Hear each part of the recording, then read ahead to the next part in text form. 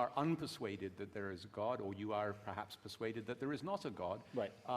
What is it about that position that is persuasive to you?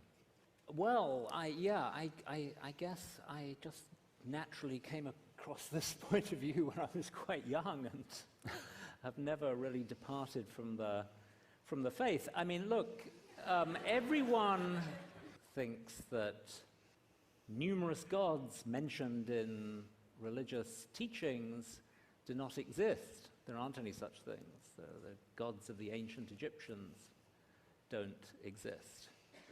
And of course, no doubt many people in the audience draw the line at one particular god, but for the vast majority of them, they are atheists. I mean, I just go one better, but all of you. I mean, it's sort of interesting that Ian directed that question to me, because it's really a question for everyone. So everyone is an atheist about some gods, and then the question is, well, why are you an atheist about those gods?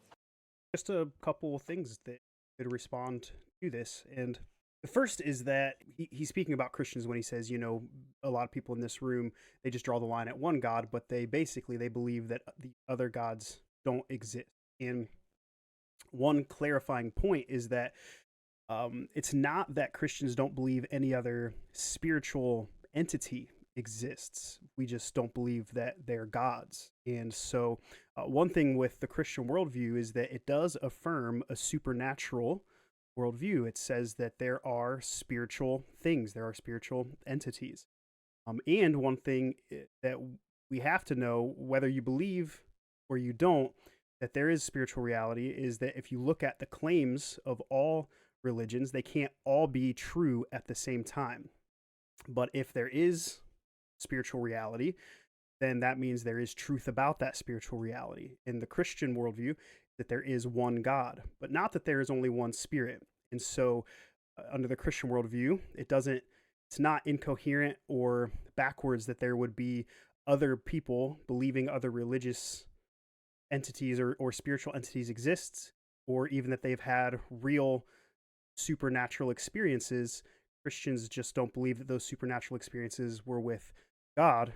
They were with some other spiritual entity, maybe even another spiritual entity claiming to be God.